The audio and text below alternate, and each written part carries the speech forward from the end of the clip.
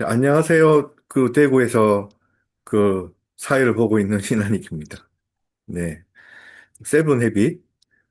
오늘 네 번째 시간일 겁니다. 그래서 크리스마스가 다 와가는데, 또, 어, 행복한 시간이 되었으면 좋겠습니다. 스폰서님하고 같이 진행하도록 하겠습니다. 네,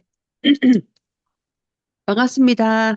예, 우리 이제 지금 네 번째 시간인데, 원래 지난 시간에 진짜 그 제1습관까지 했더라면 정말 좋았을 건데, 그죠? 이게 내용이 중요하고 꼭 짚어서 나가야 되는 종류를 건너뛰면 뒤에 가서 맥락적으로 이해가 안 되니까 앞에 부분을 좀 이렇게 세세하게 찝다 보니까 시간이 이렇게 딱딱 안 끊어지고 연결되게 이렇게 되는 것 같아요. 아무튼 지난번에 138페이지에 보면 적극적이 되어라 요 부분을 이제 오늘 시작하면 되거든요. 여기 보시면 우리가 이제 그 일단 제1습관의 그 주제는 주도성이거든요. 주도성. 그러니까 프로액티비티라 해가지고 내가 책임을 지는 게 주도성이거든요. 그래서 그 과정 중에 이제 주도성의 그 이제 무엇이 지도성이냐 했을 때 나오는 게 뭐냐면 적극적이 되어라. 이게 이제 주도적인 건데 예를 들어서 적극적이 되는 것은 무모하게 밀어붙이고 다른 사람을 불쾌하게 하며 공격적으로 된다는 의미가 아니다. 이것은 우리가 어떤 일을 완수할 책임을 인식하는 것을 말한다. 뜻한다. 이제 이게 우리가 적극적인 거에 대한 오해가 바로 이런 거잖아요. 그죠? 그래서 여기 보시면 밑에 139쪽에 밑에 가보시면 사실 많은 사람들이 좋은 일이 저절로 일어나 주거나 누군가가 자신을 돌봐주기를 기다린다.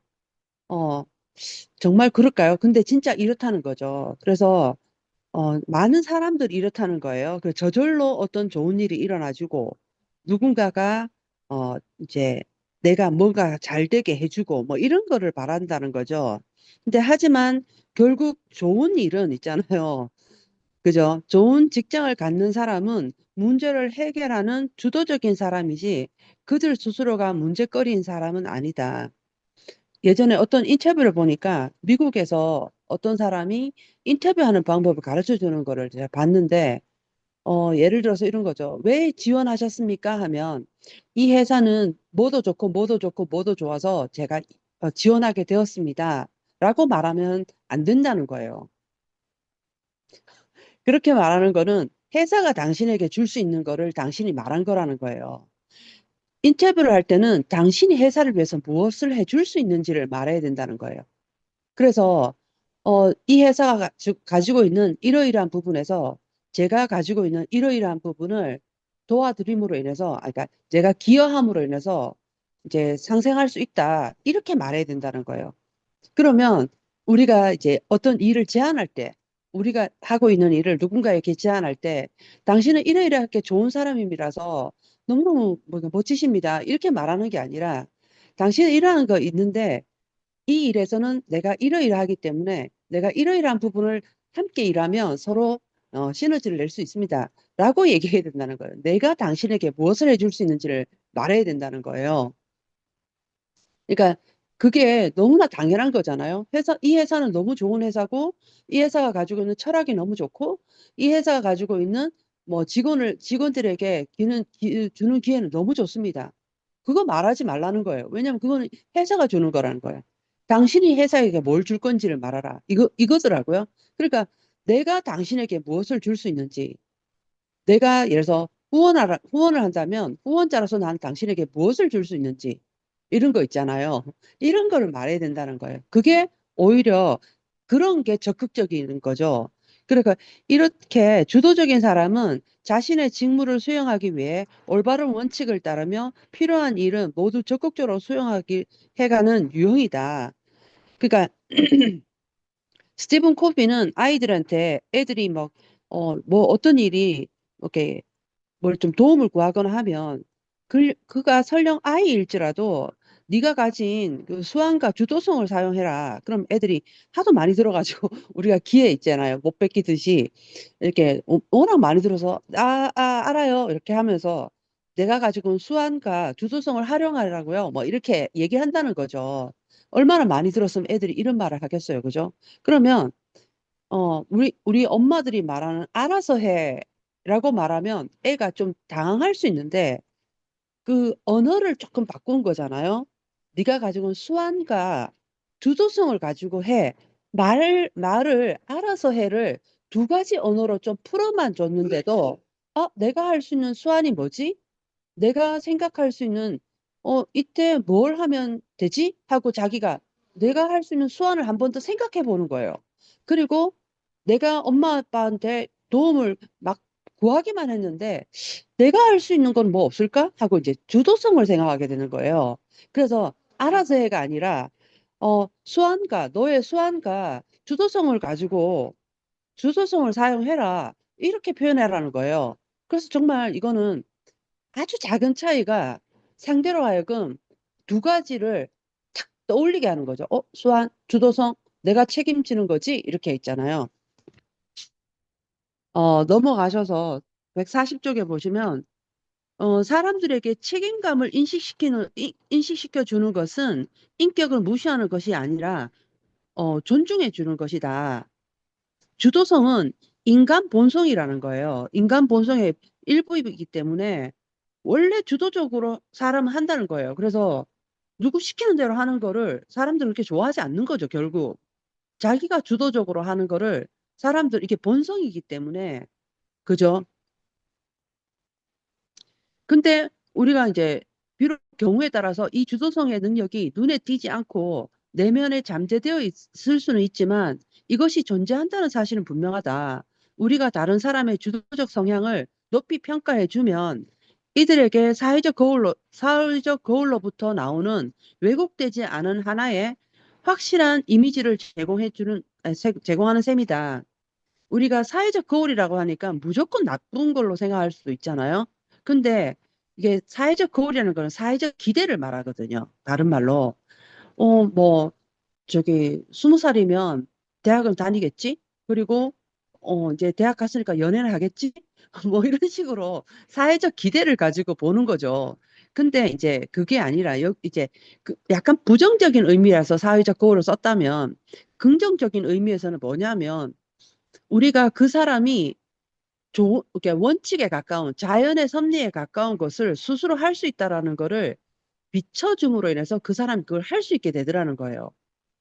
이게 잘 쓰면은 이제 이게 어 이제 우리의 감정을 투사해가지고 하는 거라든가 기대를 투사한다 이런 개념이 아니라 사람이 원래 할 수 있는 거를 투사해 주는 거는 좋은 거죠. 이제 이런 게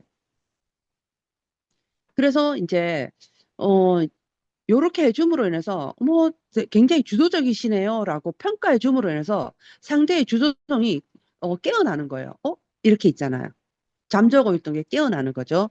그리고 개인의 성숙도를 반드시 고려하라 돼 있거든요. 이렇게 할 때도. 왜냐하면 감정적 의존성이 강한 사람에게 대단히 독창적인 협조를 기대할 수는 없다. 하지만 적어도 이들이 가진 기본적인 본성을 지지해주고 기회를 포착할 수 있는 분위기를 만들어줌으로써 이들이 점차 자신 있게 문제를 해결하도록 도와줄 수 있다. 예를 들어서 아직 감정적으로 의존성이 강한 사람한테 막 이렇게 있잖아요.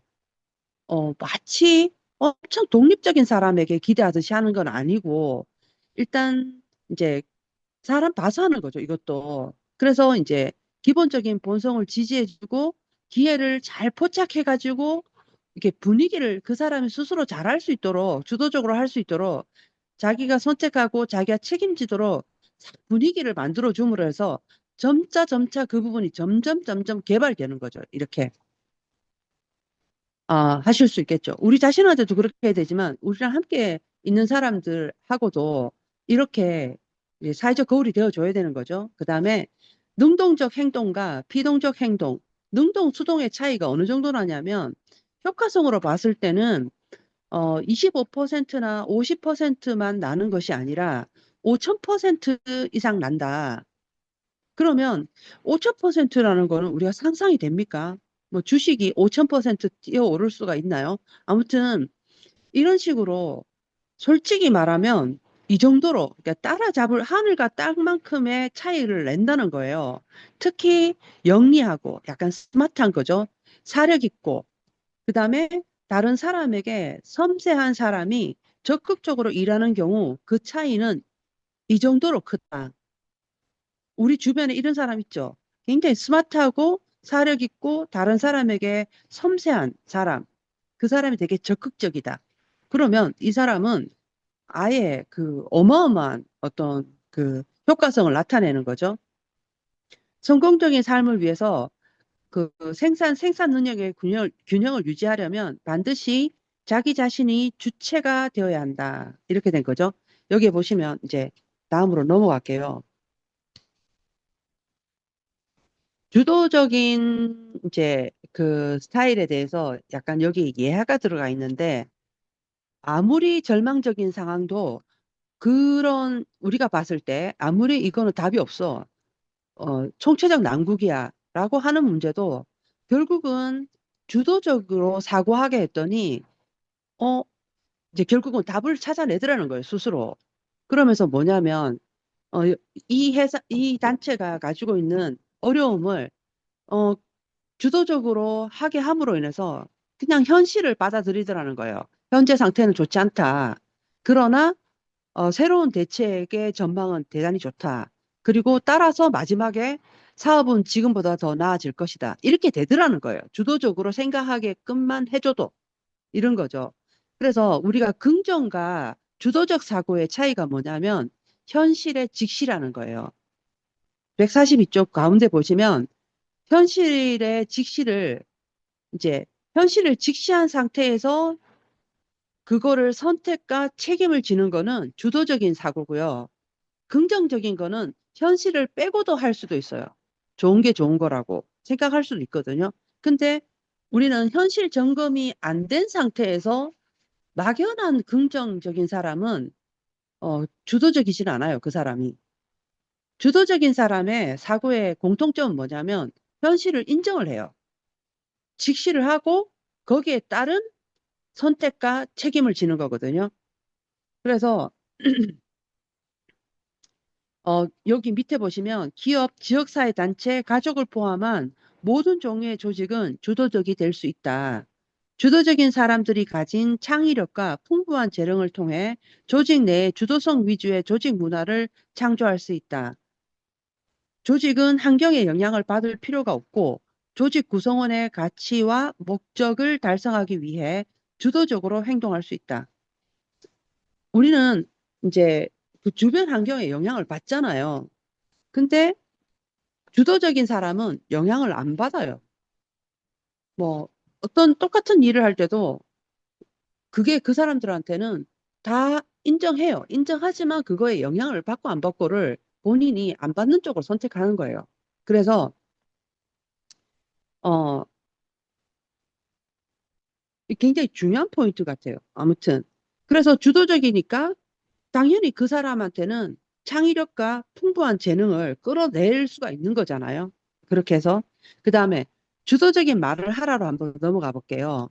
우리가 태도나 행동은 우리가 가진 패러다임에서 나오는데 우리가 이제 자아의식이기 때문에 검토해 볼 수 있거든요. 특히 우리가 쓰는 말.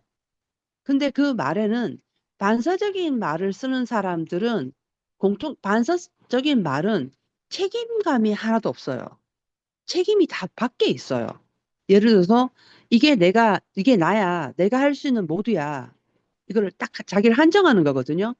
문제에 대해서 나는 어떻게 할 수 없어. 책임지지 않는 거예요, 이게. 그리고 그가 나를 이처럼 화나게 한다. 그럼 나는 책임이 없다는 거예요. 이런 식으로. 그 다음에 나는 그것을 할 수 없다. 또 시간도 없다. 이거는 자기에 대한 이게 시간이 나를 통제하게 하는 거예요. 그 다음에 만약 내 아내가 좀 더 인내심이 있다면 여기에도 나의 아무런 책임감이 느껴지지 않죠. 그죠? 그 다음에 난 그것을 반드시 해야 돼. 좋은 말 같지만 이것도 사실은 주도적이진 않아요. 자기한테 자유가 없다라는 표현이 되거든요.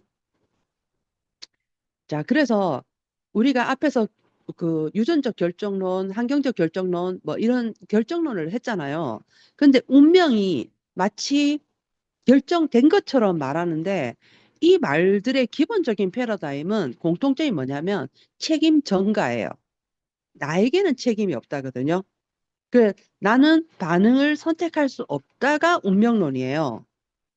그리고 이제 여기에 보면 어떤 한 학생이 이제 테니스 시합 때문에 원정을 가야 되는 거예요. 근데 그래서 이제 수업을 빠진다는 거를 이제 이 스티븐에게 이제 하는 거죠. 그런데 제가 꼭 죄송하지만 좀 강의를 좀 빠져도 되겠습니까? 제가 원정 테니스 시합에 출전해야 하거든요. 라는 말에 스티븐 커비가 탁 잡아낸 거죠. 해야 된다는 말에서. 그래서 결국은 뭐냐면 가기를 결정했다라는 거예요. 가야 된다가 아니라 마치 남에 의해서 결정된 것이 아니라 스스로 결정한 거라는 거를 일깨워 주거든요. 그러면서 이제 반사적인 말하고 주도적인 말 여기에 보시면 이 박스 안을 이렇게 보시면 144쪽에 보시면 반사적인 말을 일단 반사적인 말이 운명론적 결정론적인 말이기 때문에 나에게는 책임이 없다는 말이거든요. 그래서 여기 보시면 반사적인 말을 보시면 내가 할 수 있는 방법이 없다. 내가 할 수 있는 모두야. 그가 나를 미치도록 화나게 한다. 그 사람들이 허락해 주지 않을 거야. 나는 그것을 반드시 해야만 해. 나는 할 수 없어. 해야만 해. 그 다음에 만일 할 수 있다면, 요런 식의 말이라면, 주도적인 말은 약간 좀 달라요. 그러니까 내가 할 수 있는 방법은 없어가 아니라, 자, 대안을 찾아보자. 이게 하나는 딱 이미 막혀 있잖아요. 뭐 아무 틈이 없죠. 그죠? 이미 결정이 났잖아요. 근데 대안을 찾아보자라고 하는 거는 뭔가 있다라는 느낌이 있잖아요. 가능성이 보이시죠? 말 속에 창의력이 좀 보이죠? 그다음에 내가 할 수 있는 모두야가 나는 다른 방법을 선택할 수 있다. 기존의 방법에는 없는데 다른 방법을 선택할 수 있다는 거죠.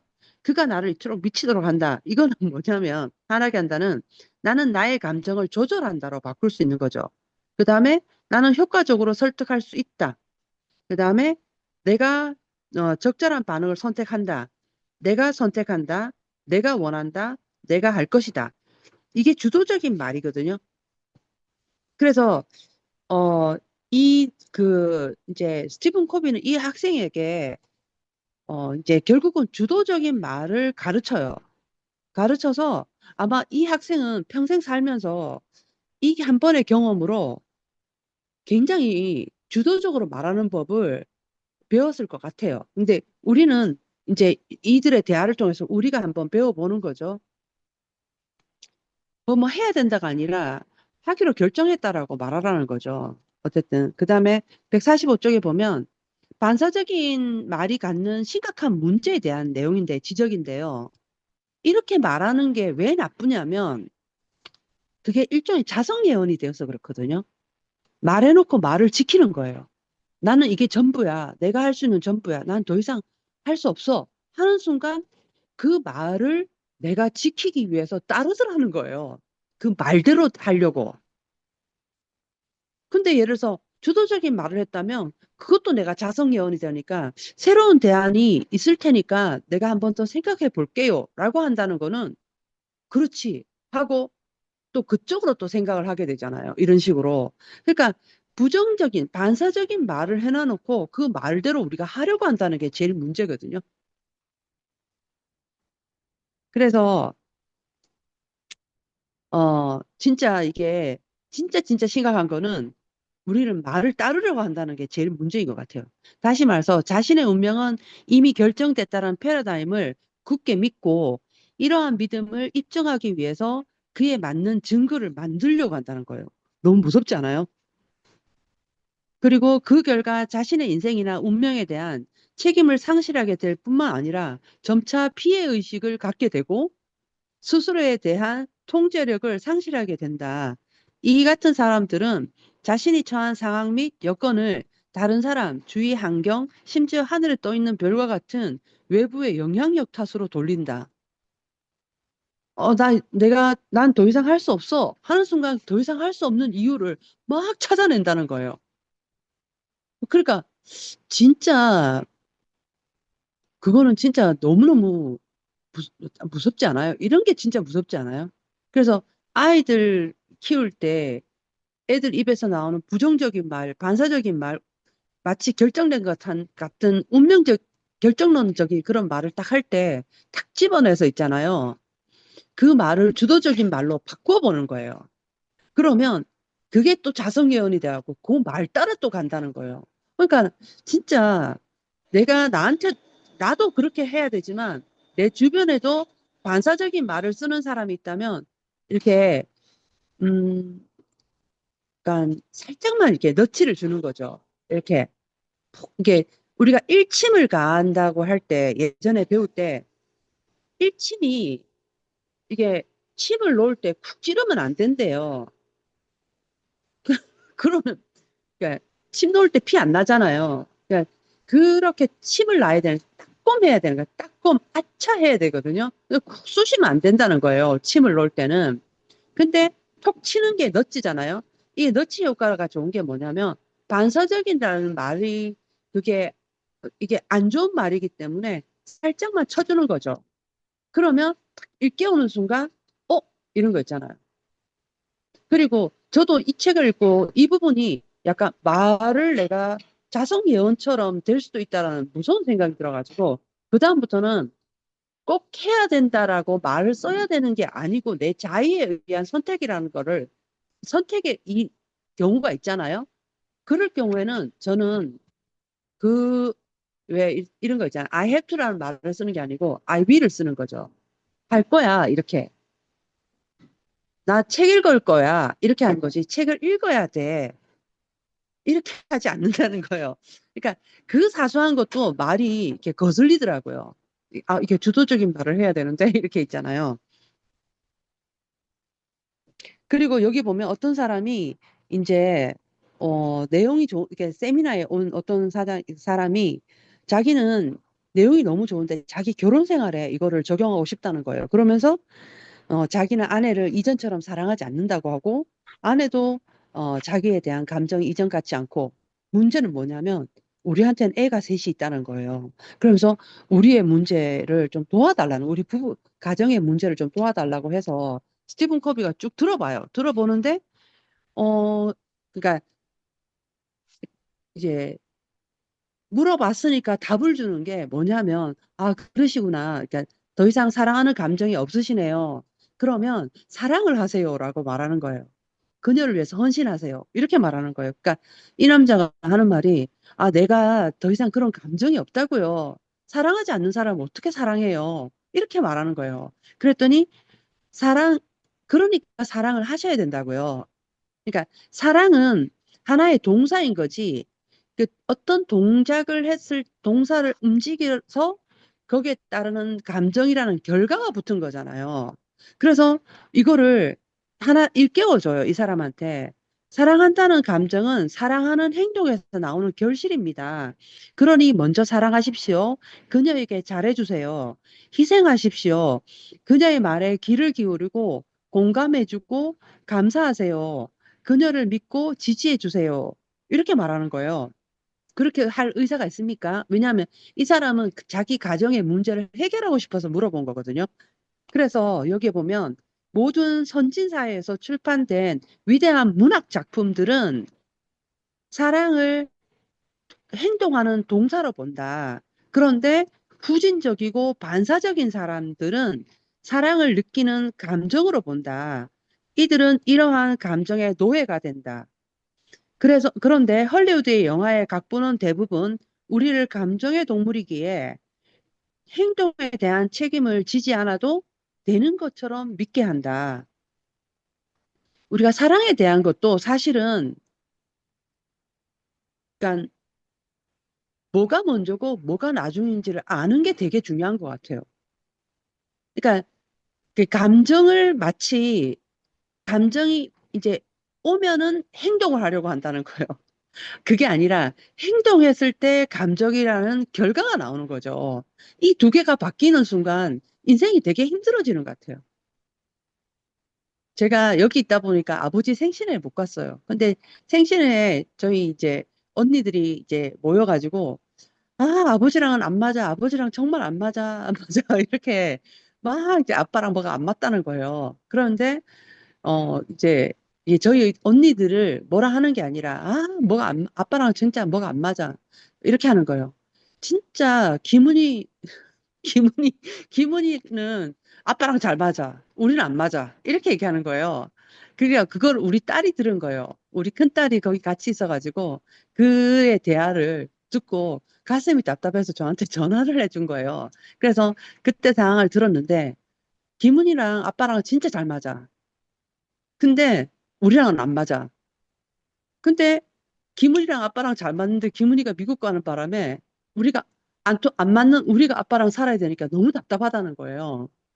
그 얘기를 했다는 거예요. 그래서 제가, 아, 그러니까 이제 어떤 감정이, 좋은 감정이 있는 거를 마치 있잖아요. 이렇게 이렇게 막 우주가 이렇게 막 돌다가 어떻게 탁 아다리처럼 탁 걸려가지고 그 감정을 느끼는 것처럼 착각하는 거예요. 어쩌다 맞는 사람이 있는 것처럼 나랑은 너무 잘 맞아. 라는 사람이 운명처럼 만나기를 바라는 거예요. 그렇지 않거든요. 그렇게 운명처럼 나랑 맞는 사람을 만나려고 하면 확률적으로 너무 낮아요. 확률적으로 너무너무 낮기 때문에 그런 식으로 좋은 사람을 만나려고 하면 이번 생에서는 못 만날 수도 있어요. 근데 제가 우리 딸한테 그 얘기를 했거든요. 그 차이가 뭐냐면 나는 아빠를 사랑해 그랬거든요. 우리 딸한테 얘기했어요. 성훈아, 내가 아빠랑 너무 잘 맞는 거는 내가 아빠를 사랑하기 때문이야. 그래서 나는 아빠를 이해하고 싶어서 온 마음으로 아빠를 이해해. 그래서 어, 그러니까 아빠가 나랑 있으면 편하게 느끼는 거예요. 내가 아빠를 이해하니까, 전적으로 이해하니까. 그러니까 내가 이제 다 이해를 100% 한다가 아니라 이해를 하려고 굉장히 애를 쓰는 거죠. 왜냐하면 내가 90이란 나이가 아니고, 남자가 아니고, 가장이 아니었, 그러니까 식구를 여럿거리는 그 시대의 아버지의 시대의 사람이 아니기 때문에 내가 총동원해 볼 수 있는 모든 거를 다 써서 아버지의 관점에서 보려고 하는 게 있거든요. 그래서 아버지랑 저랑 있으면, 제가 사람이 그 모든 사람이 이게 손등이 있으면 손바닥이 있잖아. 양면이 존재하거든요. 그러면 똑같은 크기예요. 좋은 점과 안 좋은 점이 똑같은 크기로 있어요. 그런데 내가 바닥을 볼 건지 손등을 볼 건지 나의 선택이거든요.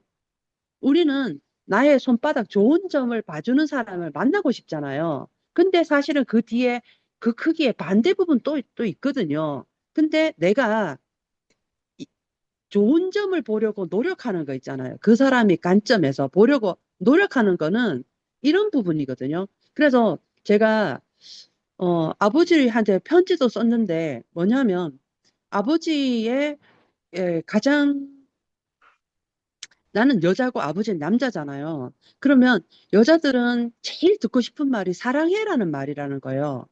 그럼 내가 엄마한테는 엄마 사랑해요라고 말하면 엄마는 그 말에 녹아버리는 거예요. 이게 싹 흡수가 되는 거죠. 이렇게 그 말이 들어가요. 근데 남자에게 아버지 사랑합니다라고 하면 이게 안 들어가요. 그 말을 그렇게 말하면 우리가 그 전혀 모르는 어디 러시아어로 말하면 우리가 못 알아듣듯이 그 아버지에게는 그 말이 들어가지를 않아요. 근데 예를 들어서 아버지 고생 많으셨어요. 아버지 고마워요. 라고 말하면 아버지는 그거를 싹 바꿔서 얘가 나를 사랑하는구나 라고 느끼는 거예요. 그러니까 이게 언어가 엄마한테 써야 되는 언어가 있고 아버지한테 써야 되는 언어가 있는 거죠. 그래서 어, 그 언어로 호환을 해서 말해줘야지 상대가 내가 전달하고 싶은 그 말이 전달이 되거든요. 그러니까 이거는 이해하기 위해서 어, 이제 내가 그 오해 없이 제대로 전달하기 위해서 생각해서 골라내는 언어잖아요. 이게 편지를 쓰거나 아버지에게 어떤 글을 표현할 때 그런 거 있잖아요. 그래서 이제 제가 요번에 드린 편지의 약속은 뭐냐면 우리 딸한테 프린트를 해서 이제 용돈이랑 이게 편지랑 해서 할아버지한테 전달해 달라고 내가 좀 했거든요. 근데 이게 그 내용이 뭐냐면 아버지에게 두 가지 약속을 하는 거예요. 하나는 아버지가 주신 이 생명, 이 몸을 내가 잘 돌보겠습니다라는 약속. 신체 발부 수시 부모 그 약속을 내가 지키겠다는 거 하고 그 다음에 K 열매는 하나님의 상급이라는 거죠. 그러니까 아버지에게 자식으로 태어난 나는 끝없이 나를 더 나은 사람으로 만들어 나가기 위해서 노력하겠습니다라는 두 가지 약속을 했어요. 그러니까 내 몸을 아버지가 주신 거니까 생명이니까 너무 소중하니까 내 몸을 정말 잘 아끼고 사랑하고 잘 돌보는 거 1번 약속. 두 번째는 나를 더욱 개발해서 더 나은 사람이 되도록 또 끝없이 노력하겠습니다라는 이 두 가지 약속을 아버지 90의 생신에 내가 약속을 드렸어요. 그러면 아버지 입장에서는 우리 애가 이제 저렇게 뭐라 해야 되나? 그러니까 걱정을 안 해도 되잖아요. 아, 애가 몸은 괜찮은지 밥은 잘 먹는지 이런 걱정이 항상 걱정이잖아요. 왜냐하면 안 좋은 습관 때문에 안 좋은 병이 올까 봐 걱정이지. 노인들은 걱정이 많잖아요. 근데 이제 그 걱정을 일단 놓는 거죠. 내가 진심으로 그 약속을 하는 거죠. 그리고 내가 더 나은 사람이 되기 위해서 아버지의 재능, 아버지가 가지고 있는 학구적인 재능 이런 거 있잖아요. 아버지는 되게 학구적이시거든요. 그리고 어머니가 가지고 있는 뭐 직관력 이런 게 있어요. 이 두 분께서 주신 이 재능을 가지고 내가 무던히 노력해서 더 어, 가장 이렇게 잘 개발하는 딸이 되겠습니다. 이런 거 있잖아요. 어머니 돌아가셨지만 어쨌든 자랑스러운 딸이 되겠습니다라고 약속을 했어요. 그거를 그 큰 글자로 적어가지고 우리 딸 보고 프린트를 해서 아버지한테 갖다 드리라고 그랬거든요. 근데 뭐냐면 김은이랑 아빠는 너무 잘 맞아. 그게 잘 맞는 게 어쩌다 아다리로 잘 맞는 게 아니라 사랑하기 때문에 사랑을 표현하는 거예요. 계속적인 아버지에 대한 사랑을 표현하다 보니까 아버지와 나의 관계가 선순환 모든 거예요.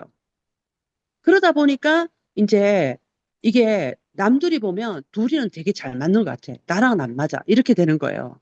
그게 아니라 사랑은 이렇게 행동으로 하는 거죠.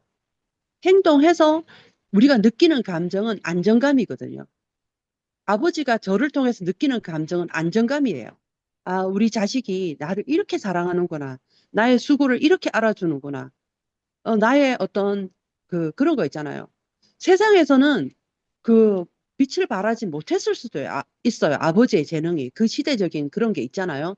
교육이라든가 이런 게 36년생이시거든요. 그러니까 그 시대에 그건 너무 어려운 일이었기 때문에 꽃을 피우지 못했어요. 하지만 내가 남긴 자식은 내 재능을 물려받아서 그걸 키우려고 약속을 해준 거잖아요.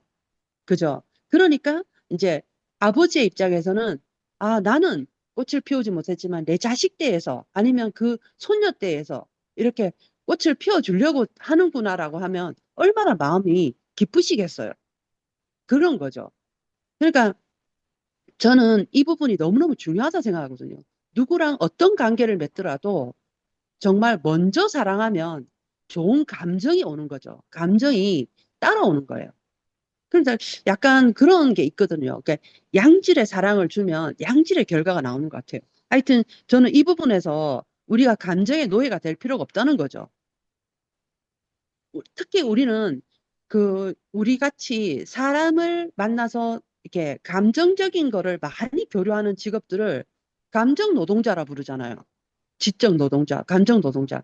근데 내가 그러면 매번 상대의 감정에 의해서 내가 이렇게 조정이 되거나 내가 오르락내리락 하게 되면 너무 힘들어요. 너무너무 힘들어요. 그럼 이런 일은 할 수가 없어요. 기가 빠져가지고. 근데 사실은 반대로 하는 거죠. 내가 상대를 존중해주고 사랑해주고 하면 좋은 감정이 우리 두 사람에게 싹 트버리는 거예요. 좋은 이미지와 좋은 감정이 싹 트면서 다음에 만나면 더 반가운 사람이 되는 거예요. 이렇게 선순환을 얼마든지 돌릴 수 있거든요. 누구랑도. 그러니까 우리는 막 이렇게 상처받지 않으려고 너무 사람을 가리는 거예요. 처음부터. 완전 커트라인을 막 높여가지고 막 하는데 그게 아니라 그런 사람도 있긴 하지만 내가 좋은 관계를 맺기 위해서 먼저 사랑을 베푸는 게 맞다라고 생각하거든요. 저는. 그래서 유독이 누구랑만 잘 맞는 게 아니라 그런 운명에 그 이제 기댈 필요는 없는 것 같아요. 그리고 여기 보시면 그런 게 있거든요. 주도적인 사람들은 사랑을 동사로 만든다. 사랑은 당신이 행하는 그 무엇이다. 마치 어머니가 새로운 생명을 탄생시키는 것처럼 자신을 희생하고 자신을 주는 것이다. 만일 당신이 사랑을 공부하고 싶다면 다른 사람을 위해 희생하는 사람들에 대해 연구해야 한다. 그들은 사랑을 받고도 모욕을 주거나 사랑을 되돌려주지 않는 사람들까지도 사랑한다. 만일 당신이 부모라면 자녀를 위해 희생했던 사랑을 생각해 보라. 사랑은 사랑하는 행위를 통해 실현되는 하나의 가치이다. 주도적인 사람은 감정보다는 가치를 우선시한다. 사랑이란 감정은 회복할 수 있다. 제일 중요한 것 같아요. 회복할 수 있어요. 내가 사랑하는 순간 이런 거 있잖아요. 우리는 어떤 부녀 간의 관계가 너무 좋으면 너무 부러워요. 그 피천득 시인이 피서영 자기 딸하고 어떤 글을 주고받은 걸 보면 와, 아빠랑 딸이 저렇게 좋을 수 있구나. 너무 부럽다. 이런 거 있잖아요. 그리고 정약용이 자기 아들에게 서신을 보내거든요. 매일 유배살이를 해가지고 어, 아들을 직접 가르칠 수가 없잖아요. 자기 유배 생활을 하니까. 그러면 그 일일이 편지를 써서 있잖아요. 아들에게 몸은 이렇게 단련하고 지혜는 이렇게 단련하고 늘 편지를 주고받거든요. 그런 걸 보면 너무 좋잖아요. 저런 아름다운 관계 나도 갖고 싶다. 나도 우리 부모님과 이런 관계를 갖고 싶다. 아니면 내가 내 자녀와 이렇게 정말 그 시대는 다르지만 그 지혜는 통하잖아요. 이런 거를 제 주고받는 그런 좋은 사이이고 싶다. 라면 뭘 하셔야 되냐면 우리가 사랑을 표현하셔야 되는 거죠. 사랑이라는 거를 그런 행동을 통해서 표현을 통해서 이제 만들어가는 거죠. 이런 식으로. 자, 여기에 보시면 우리가 관심의 원과 영향력의 원, 이 147쪽의 표를 이렇게 보시면요.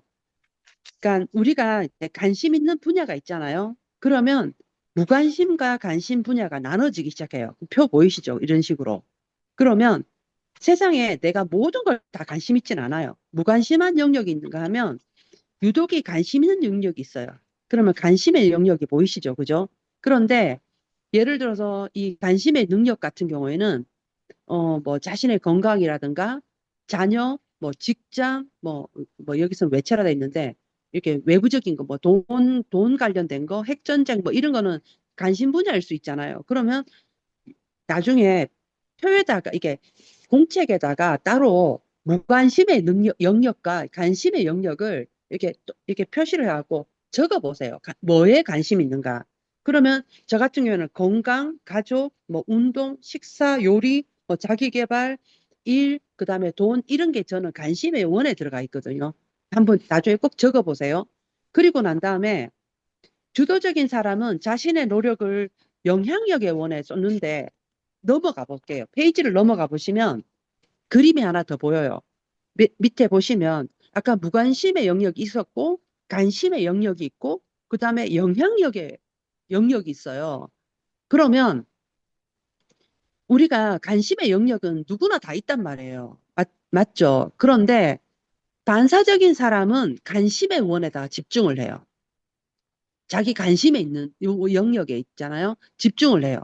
거기다 에너지를 쏟아요. 근데 주도적인 사람은 관심의 영역이 있는데 들어가서 그건 내가 바라는 거거든요. 어떤 결과예요. 관심의 원은.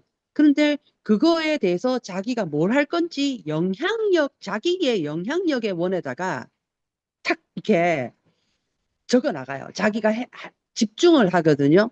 그러면 예를 들어서 내가 내가 건강에 관심이 있으면 영향력의 원에 가면 일단 사람은 몸이 있기 때문에 먹어야 돼요.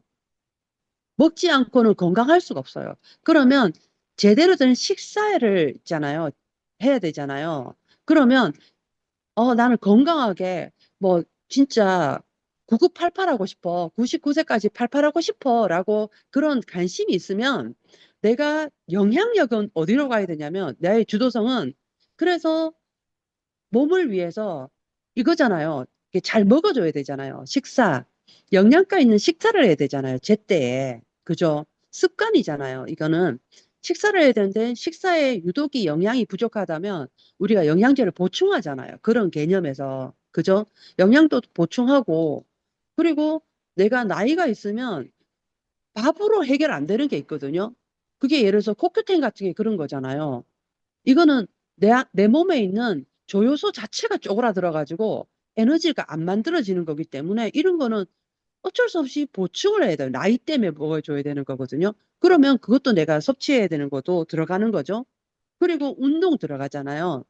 그리고 이제 뭐 정신적인 거에서 독서도 하고 정서적인 걸 통해서 사랑을 많이 표현하고 이게 다 내가 건강과 관련된 거잖아요. 그리고 이제 어 잠이 원래 술, 담배하고 막 이렇게 있잖아요. 야근하고 막 스트레스 이빨 받고 그것보다 더 나쁜 게 잠을 못 자는 거랬거든요. 잠을 안 자면 몸은 회복 시간을 확보하지 않기 때문에 굉장히 빠른 속도로 수명이 줄어들고 건강을 잃어버린다는 거예요.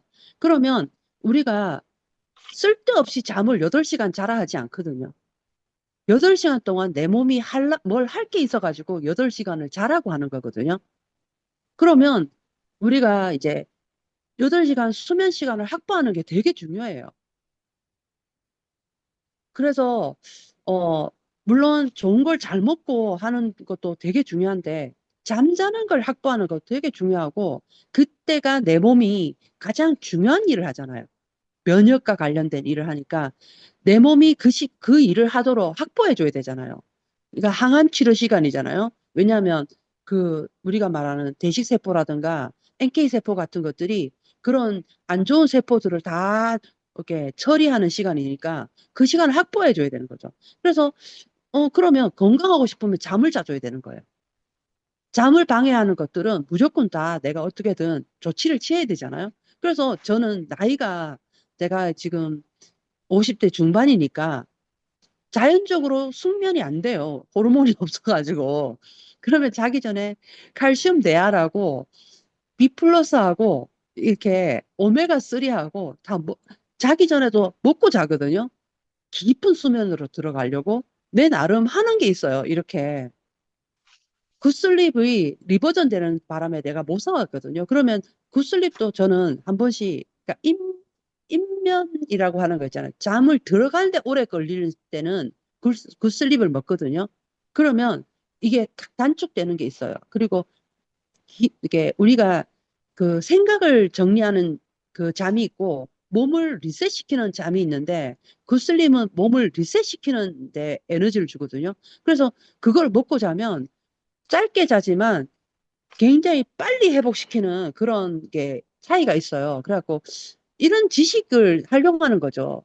그러니까 관심이 있으면 거기에 따른 내가 무엇을 할 건지를 영향력의 원에 들어가는 거예요. 그러면 여기에다가 그 주도적인 영역에 내가 그걸 얻기 위해서 무엇을 할 건지를 적어 나가는 거죠. 이렇게. 그래서 거기에다 딱 집중하시는 거거든요. 그리고 이제 여기에 보시면 어, 만약에 여기 관심의 원에 너무 집중하다 보면 문제가 뭐냐면요. 내가 할 수 있는 에너지를 엄한 데 쓰기 때문에 에너지를 버리는 꼴이 돼요. 아까 이제 잠깐 이제 미팅 시작 전에 얘기가 나왔었는데 상대가 결정하는 거를 내가 애를 쓴다고 해서 상대가 결정 나는 건 아니거든요. 물론 사람 기가 통하긴 하나 그렇다고 해서 그 에너지가 나에게 소중한 에너지를 그렇게 쓰면 안 돼요. 내 영향력의 원에다가 에너지를 쓰셔야 되는 거죠. 그러니까 내가 예를 들어서 처음 만난 사람한테 좋은 에너지나 좋은 이미지를 주지 못했어요. 그러면 48시간 안에 다시 만나는 거를 나의 나의 기분이나 이걸 리셋을 빨리 시켜서 그 행동을 하는 게 관계를 좋게 만드는 거지. 그냥 내가 용 쓴다고 그게 되는 게 아닌 거죠. 오히려. 그래서 여기 보시면 내 에너지가 한계가 있기 때문에 나의 영향력에 집중하는데 에너지를 쓰셔야 돼요. 바라는 거에 집중하다 보면 바람에 아무리 에너지를 많이 써도 아무 일도 일어나지 않거든요. 그러니까 꼭 그걸 기억하시고, 그 다음에 반대로 또 이런 게 있어요. 영향력의 원이 너무 커진 경우가 있어요. 이럴 때 149쪽에 보면 어떤 사람이 굉장히 지위가 높고 부와 역할 그리고 인간관계가 너무 좋은 거예요. 이 사람 너무 좋아져 버린 거예요. 이것 때문에 한 개인이 가진 영향력의 원이 관심의 원보다 큰 경우가 있어요. 이거 되게 주의하셔야 돼요. 너무 좋은 거 아니야? 자기 원하는 거 다 가졌잖아. 우리가 소위 말해서 관심의 원에 있는 걸 다 가진 거예요, 이 사람이. 돈도 있고, 시간도 있고, 뭐 있잖아요. 뭐 좋은 관계도 있고, 다 있어요. 다 있는 사람이에요. 그럴 수 있잖아요. 그러면 이게 영향력의 원이 너무 커져버린 거예요. 이럴 때 오히려 그러면 세상 좋은 거 아니야가 아니라 이런 상황은 자신을 감정적인 근시안 못 보는 거예요. 눈이 어둡게 만들어 버린 거예요. 오히려 근시안을 만들고 천박하고 경솔한 영향력을 행사하도록 한다. 자신의 생활 스타일을 관심의 원에 집중함으로써 무절제하고 이제 돈이면 다 되는 거야. 이제 난 돈이 있으니까 그때는 전에 돈이 없어서 못 했는데 돈이 있으니까 막 다 하는 거예요. 그러니까 무절제하게 하는 거예요. 그리고 막 대응적이 되는 거예요. 이기적이고 대응적이 되는 거예요. 되게 조심하셔야 되는 거죠. 그럴 때는 우리가 그러면 내가 영향력이 이만큼 예전에는 예를 들어서 돈으로 비유해 볼게요. 내가 관심의 원에 있는 게 한 1,000만 원 있어야지, 한 달에 한 1,000만 원은 있어야지 내가 이게 다 커버가 되는 거예요. 관심의 원이 다 커버가 돼요. 애 학원도 그렇고, 집의 문제도 그렇고, 뭐, 아파트 이런 것도 그렇고, 다 해결되려면 이 정도여야 돼요. 근데 우리 부부 합해가지고 지금 700밖에 안 됐어요. 그래서 열심히 노력해가지고 1,000을 만들어 놓은 거예요. 그러니까 이제 딱 됐잖아요. 그럼 내가 1,000만 원이 필요했는데 1,000만 원이 됐으니까 딱 된 거잖아요. 그럼 위험한 상태라는 거예요. 그럼 사람이 이제 근시안이 되고 약간 천박해진다는 거예요. 그럴 때 반드시 관심의 원을 키워야 된다는 거예요. 그 다음 영역의 꿈으로 넘어가줘야 된다는 거예요. 그래서 예전에 어떤 분이 제가 순천에서 만난 분인데 이분이 사업을 해가지고 돈을 엄청 많이 번 거예요. 그러니까 자기 집에 돌아가는 모든 게 다 원활해졌어요. 그리고 자기가 어느 날 돌아보니까 그전에는 안 보였는데 조카가 대학을 갈 때가 됐더라는 거예요. 그러면서 이제 형편이 어려운데 애가 대학을 갈 때가 돼가지고 몰래 걔한테 연락을 해가지고 대학 그 원서는 어떻게 됐냐 물어보고 대학 등록금을 대줬더라고요. 그리고 그 전에는 안 보였는데 예전에는 자기 것만 해결해도 했던 거예요. 그러다가 어느 날 보니까 이제 또 다른 조카가 이제 형네 애가 장가를 가는데 형편이 어려운 거예요. 그래가지고 이제 와 돈이 참 어마어마하더라고요. 5천만 원을 줬더라고요. 조카 장가 가는데 5천만 원을 삼촌이 이렇게 그러니까 내줬더라고요. 그러니까 놀랍긴 게 엄청 놀랍더라고요. 저게 저렇게도 돈을 쓸 수 있구나. 그러니까 내가 누구 아버지한테 내가 빚진 게 많아서 내가 니한테 주는 거라면서 이렇게 줬다는 거예요.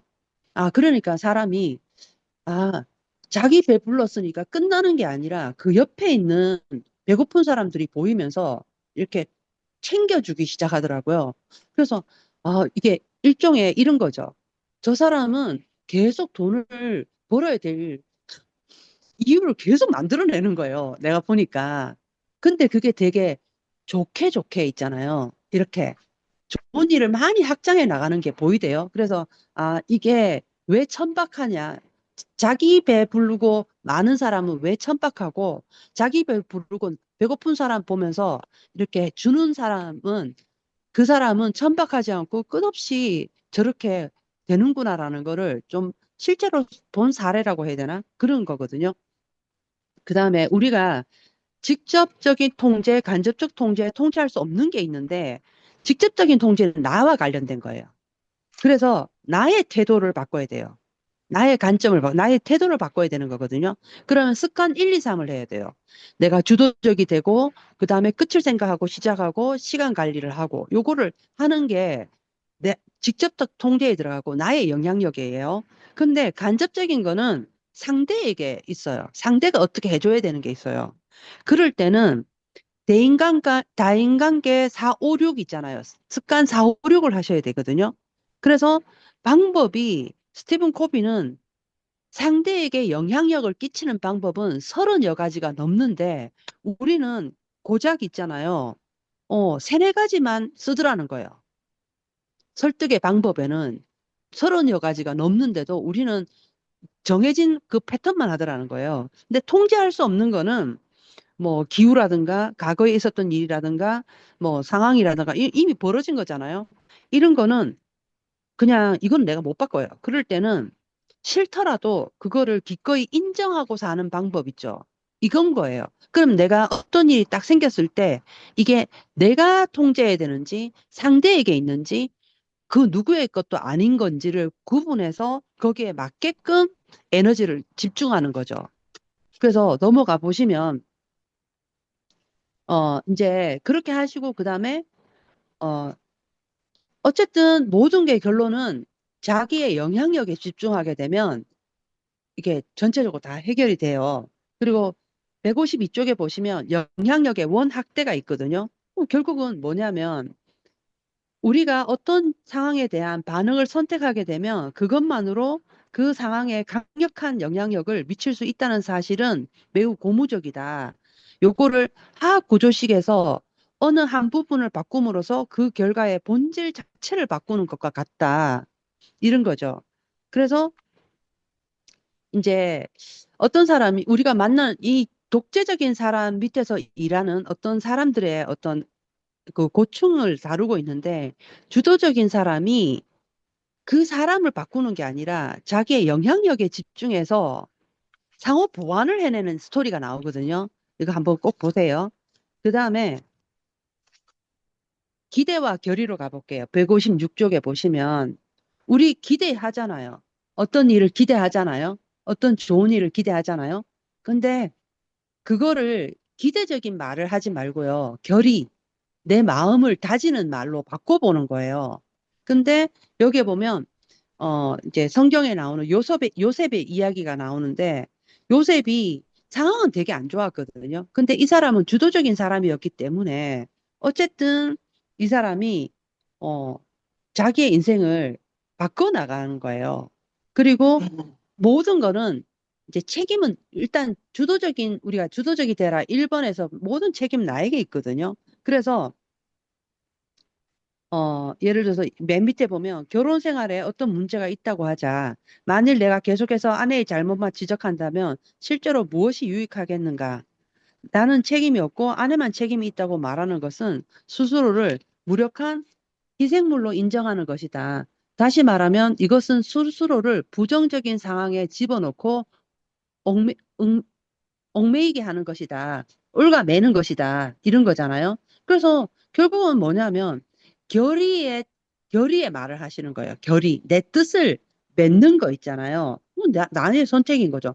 행복도 나의 선택, 불행도 나의 선택이라는 거 있잖아요. 그걸 결의를 하시는 게 중요해요. 그다음에 결과와 실수에 대해서 얘기할게요. 실수는 어쩔 수가 없어요. 우리가 아, 어떤 것도 한 번에 성공하는 게 없잖아요. 그래서 우리는 수없이 어, 우리가 어떤 일을 할 때 결과까지 책임질 수는 없거든요. 선택할 수 없거든요. 근데 내가 올바르게 해도 결과가 좋게 안 나올 수도 있어요. 그걸 실수라고 말하는데, 그랬을 때 방법이 뭐냐면 후회를 하고 머물지 말라는 거예요. 거기에. 그러면, 어, 일단 실수는 최대한 빨리 인정하시는 게 이제 가장 바람직하죠. 그래서 실수 안 할 수는 없어요. 근데 실수를 한다고 봤을 때, 결과적으로 실수를 한다고 봤을 때, 즉시 인정하고, 160쪽에 보면, 즉시 인정하고, 수정해서 그로부터 교훈을 얻는 것, 그런 거 있잖아요. 그래서 어차피 성공은 실패의 한쪽 저 끝에 있잖아요. 다른 편에 있잖아요. 그런 것처럼 안 할 수는 없어요. 근데 대신에 뭐 이제 남을 탓하거나 상황 탓하는 거는 자기 정당화, 자기 기만이에요. 하나도 도움이 안 돼요. 그래서 음, 우리에게 가장 큰 상처를 주는 것은 그 잘못된 일이 아니고 오히려 그러한 실수에 대한 우리의 태도 있잖아요. 대응하는 태도가 잘못된 게 더 많다는 거예요. 우리가 만일 우리를 문 독사를 잡으려고 쫓아간다면 몸 전체에 독이 더 빨리 퍼질 것이다. 일단 독에 물렸어요. 독사에 물렸어요. 독부터 빼셔야 된다는 거예요. 내가 어떤 결과가 안 좋게 나왔어요. 그럼 빨리 그거를 조치를 취해야 되는 거예요. 뱀 잡으러 가면 안 돼요. 그 사이에 죽어요.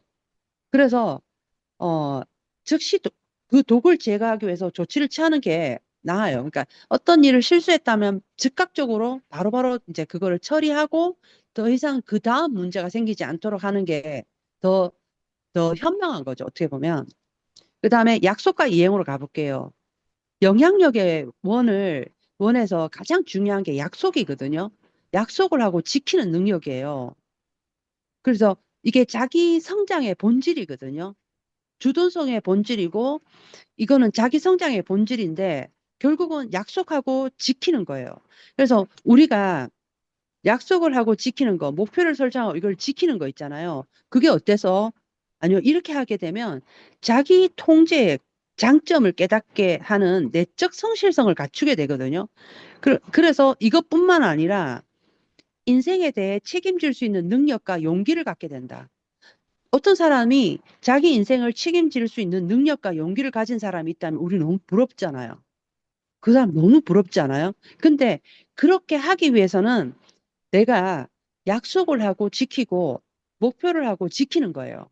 이거를 하면 내가 이거를 갖게 되는 거예요. 그리고 이거를 나와 했을 때는 내적 성실성을 갖게 되지만 남하고 내가 약속을 하고 지키게 되면 신용과 명예를 얻을 수 있어요. 그래서 이 뒤로 가보시면 주도성 개발을 위한 30일간의 실험이 있거든요. 이게 클 필요는 없더라고요. 이 약속이 엄청 위대하고 웅장하고 막 이럴 필요는 없어요. 그냥 아주 사소해 상관없어요. 근데 내가 일종의 턴키처럼 요걸 탁 하면 도미노처럼 첫 번째 거만 탁 이게 탁 넘어뜨려주면 그다음 연쇄적으로 탁탁탁탁 같이 가는 것들 있잖아요. 그 하나를 작동하는 그거가 뭔지를 탁 캐치해가지고 내가 어디에서 빵꾸가 나는지 있잖아요. 그것만 탁 걷어내가지고 예를 들어서 저 같은 경우는 잠이었거든요. 이게 낮에 있었던 일들을 감정적인가 이런 거를 스트레스를 막 받고 내가 약간 그런 스타일이었거든요. 그러다 보니까 잠을 제대로 못 자는. 근데 스트레스를 받으면 그게 끝날 때까지 생각을 물고 가는 스타일이거든요. 그러다 보니까 잠을 막 12시, 1시, 2시 이럴 때도 계속 있잖아요. 생각을 물고 있는 거예요. 멍하게. 이렇게 해가지고 그 다음날 되니까 잠을 충분하게 못 자니까 아침이 개운하지 않는 거예요. 커피를 막 마시고. 이렇게 해서 저는 뭘 하나를 망쳐놓은 게 꼭 잠이었어요. 이게 딱 이게 내가 딱 놔야 될 거는 딱 놔버리고 일단 자자 이렇게 해야 되는데 그게 안 된 거예요. 그래서 제가 그거를 탁 이게 하나를 이제 세팅을 원체인지죠. 원체인지 30일간 해보라 했거든요. 그리고 이거를 옆에서 봐주는 사람이 있으면 더 좋아요. 한 네다섯 명이 조를 짜가지고 서로 봐주면 더 좋거든. 너무 많아도 안 돼요. 그래서 이제 내가 그 약속을 지켰다라는 거를 누가 봐주면 되게 좋은, 스폰서하고 하도 좋고, 하여튼 하시는 게 좋아요. 그래서 잠을 탁 잘 자고 아침에 개운하게 몸을 딱 좋게 일어나니까 감정적으로도 약간 좋은 감정에서 딱 스타트가 되더라고요. 그러면서 탁 이런 거 있잖아요. 그리고 요즘은 제가 그거는 이제 세팅이 다 끝났어요. 나에 대한 내적 성실성이 있어서 기분이 좋거든요. 나에 대한 좋은 기분이 있는데 뭘 할, 내가 뭘 하나를 요구하면 휴대폰을 착 잡는 순간 쇼츠가 보고 싶은 거예요. 인스타그램 뭐 이런 거 있잖아요. 땡땡 중요한 거부터 먼저 하자. 우선순위 높은 거 먼저 하고 나중에 그걸 해도 되잖아 하고 순서만 싹 바꿨어요. 근데 내가 굉장히 그 자아 존중감, 나에 대한 주도성, 이게 내적 성실성, 이게 확 올라오더라고요. 그런 날일수록. 그러니까 그걸 한번 잡아보세요. 자기 안에 다 있어요. 자기 안에 뭘 까먹는 뭐 하나 다 있거든요. 그거를 하나 탁 정해가지고 30일 동안 나랑 약속을 해서 한번 지켜보세요. 그러면 엄청난 내적 성실성을 갖게 되고 그 한번 체험해 보세요. 그 되게 좋아요. 그게. 그러니까 어떤 것도 할 수 있는 어마어마한 용기를 얻게 되거든요. 겁이 없어져요. 진짜 소위 말해서 진짜 쟤는 왜 저래 할 정도로 엄청난 용기를 얻게 되거든요. 그거를 한번 경험해 보실 수 있어요. 그러니까 그거 진짜 강력 추천해요. 아무튼 반장님 오늘 여기까지 하겠습니다. 네, 오늘도 참 좋은 내용이었던 것 같습니다. 예, 개인적으로도 고민한 부분도 있었고, 그런 것 같아요. 그 딱 한 번만 애프터 하겠습니다. 예, 그 멋지게 밤에 선글라스를 낀 김병숙 리더님. 예. 그 책이 보였을까 계속 궁금했거든요, 개인적으로. 아, 제가 안경이 없어 선글라스를 꼈어요. 와, 아, 안경을 차에 놔두고 가 선글라스 도수가 있으니까 음, 그래서 책 본다고 선글라스를 꼈고요. 아, 오랜만에 우리 김원희 스포사님 목소리 들어서 반가웠고요. 이걸 통해서 저는 오늘 그게 어, 생일 선물에 선물을 했는데 편지를 썼는데 어, 아버지께 건강을 잘 다스리겠다고 자신의 삶을 잘 업그레이드하겠다는 그런 말을 표현했을 때 그 사랑을 표현해서 선순환이 일어난다고 하는 그런 좋은 말씀을 해주셔서 그게 와닿았습니다. 예, 먼저 감사합니다. 사랑을 하라고 했으니까 양지를 사랑을 하도록 하겠습니다. 앞으로 저도. 이상입니다. 네. 자, 이렇게 늦은 시간 다들 수고하셨습니다. 우리 사진 찍을 때는 안경 벗을게요. 사진 한 장 찍고 마무리하겠습니다. 자, 하나, 둘, 한 장 더 찍을게요. 네, 하나, 둘, 예. 일찍 주무시고 스폰서님은 아침 맛있게 드십시오. 예. 네, 다음 주에 감사합니다. 뵙겠습니다. 안녕. 수고하셨습니다. 수고하셨습니다. 수고하셨습니다.